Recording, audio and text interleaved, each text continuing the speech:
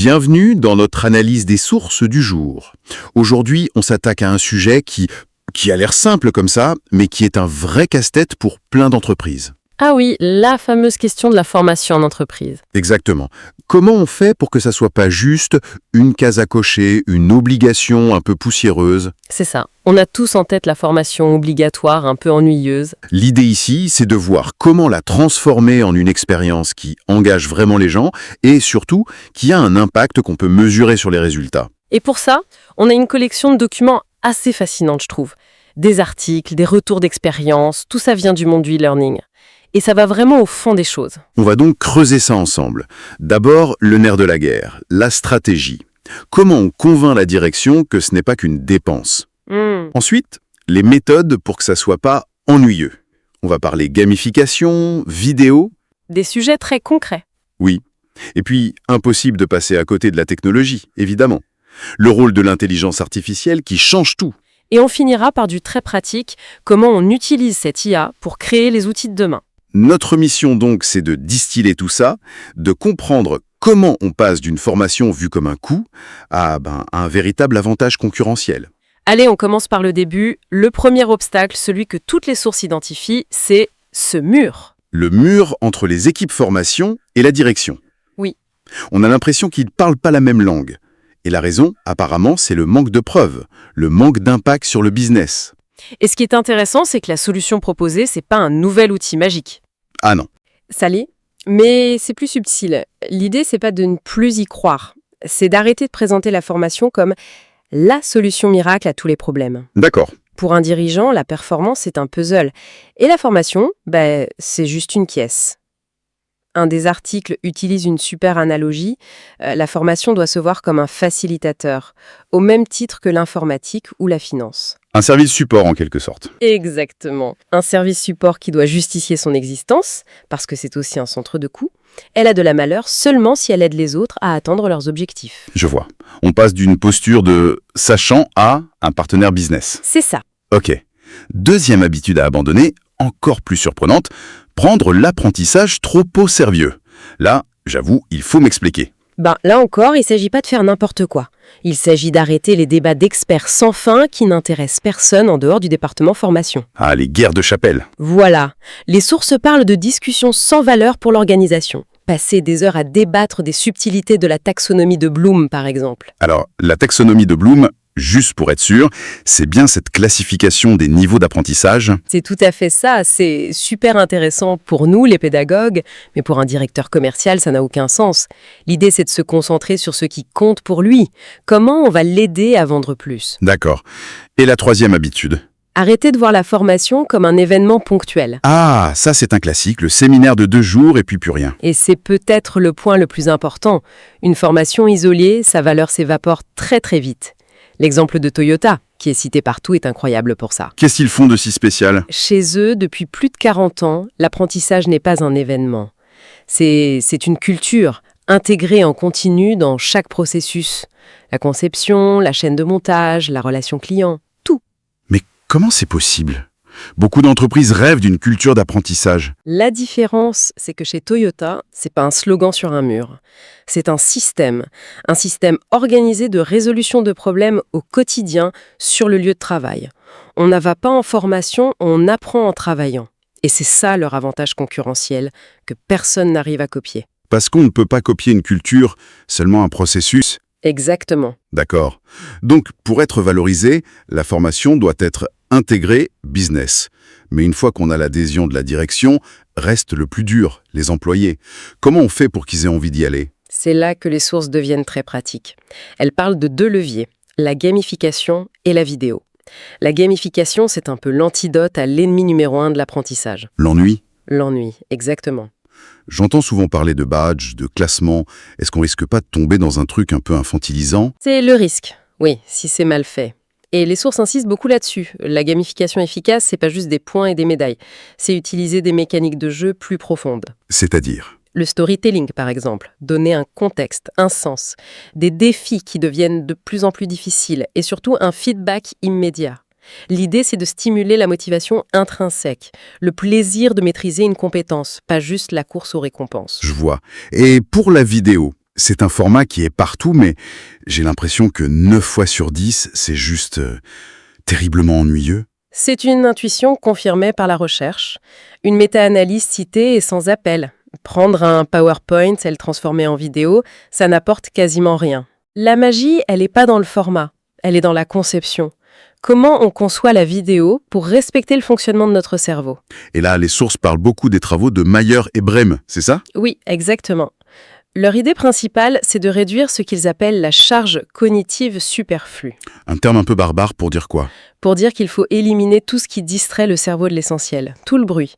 Et de là découlent des principes très concrets. Donnez-nous des exemples, ça m'intéresse. Alors le premier, c'est le principe de cohérence. En gros, il faut tuer dans l'œuf tous les détails séduisants mais inutiles. Séduisant mais inutile. Oui. Un article donne un exemple génial. Une vidéo sur les prêts immobiliers qui commence avec l'histoire très touchante d'un couple de militaires. Ok, on veut créer de l'émotion, je vois le truc. Voilà. Sauf que le cas est tellement spécifique que 99% des gens sont complètement induits en erreur. Ils se focalisent sur cette histoire au lieu de comprendre le message principal qui s'applique à eux. L'émotion a tué la clarté. Ah oui, c'est un piège terrible. On pense bien faire et en fait on noie le message. Et l'autre grand principe? Le principe de redondance, il est crucial. Il dit qu'il ne faut jamais avoir une narration audio qui lit mot pour mot le texte à l'écran. Ah bon? On pense souvent qu'il faut marteler le message pourtant. C'est contre-productif. Le cerveau doit traiter 2 fois la même info par 2 canaux. Ça crée une surcharge. La bonne pratique, c'est une narration claire avec des graphiques, des schémas, des mots-clés à l'écran. D'accord, c'est très clair.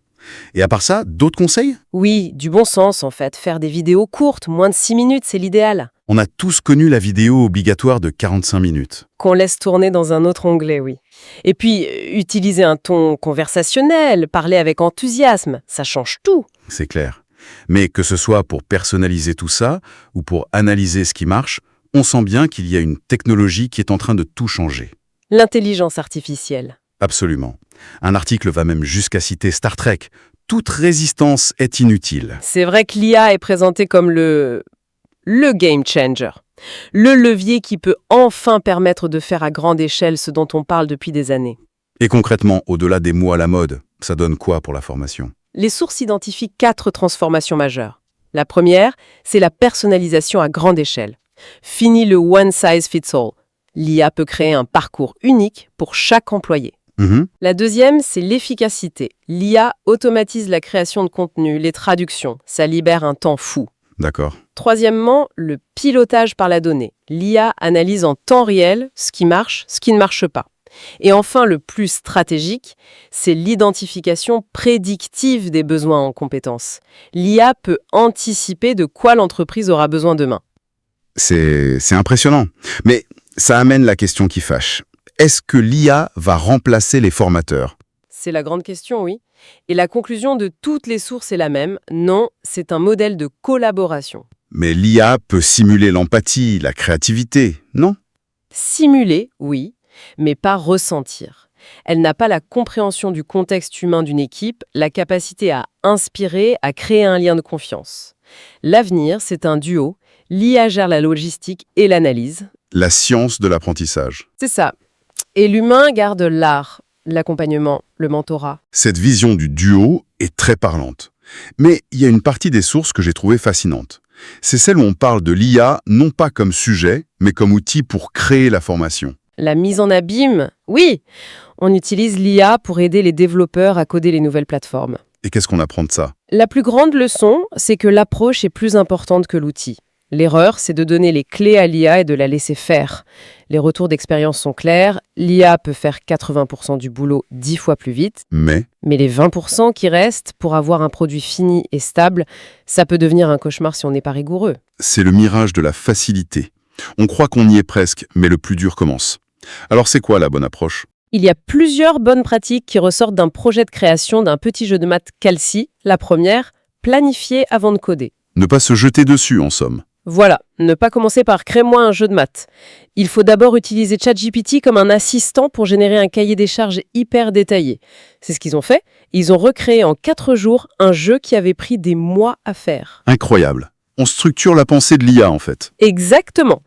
Deuxième pratique, utiliser un environnement de pro. Un vrai éditeur de code, un système comme GitHub pour gérer les versions.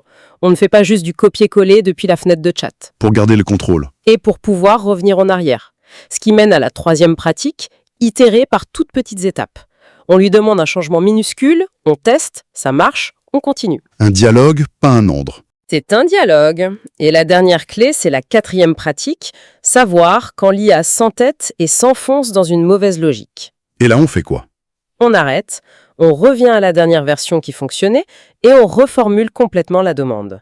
On doit la guider, pas la suivre aveuglément. Très clair. Bon, si on essaye de rassembler tout ça, on a une feuille de route assez nette, non? Pour être pertinente, la formation doit d'abord être alignée sur la stratégie de l'entreprise. Comme chez Toyota, oui. Ce n'est pas une fonction qui travaille dans son coin. Ensuite, elle doit être engageante pour les gens, avec des méthodes intelligentes, comme la gamification ou des vidéos bien conçues. Des vidéos pour le cerveau humain, pas pour des PowerPoint filmés. Et tout ça, de plus en plus, est propulsé par l'IA, que ce soit pour diffuser le savoir ou pour créer les outils. Le fil rouge, c'est vraiment le passage d'une formation événement à une formation processus continue, intégrée au travail, personnalisée et pilotée par la donnée. C'est une transformation radicale du métier. C'est une synthèse parfaite. Pour finir, j'aimerais qu'on s'arrête sur une petite phrase qui m'a interpellé. On a beaucoup parlé d'efficacité, de performance, de data, le langage du business, quoi. Et pourtant, au détour d'un article, ça parlait d'enseigner des compétences comme la générosité et la gratitude au travail. Ça détonne un peu avec le reste. C'est une excellente remarque, et ça ouvre une question fondamentale, je trouve. Laquelle? Alors que nos outils deviennent hyper sophistiqués, qu'on optimise tout avec l'IA, comment on fait pour ne pas perdre de vue ces compétences purement humaines? Comment on intègre ces valeurs dans des stratégies data-driven? C'est vrai. Le grand défi de demain, ce sera peut-être pas seulement de créer des employés plus compétents.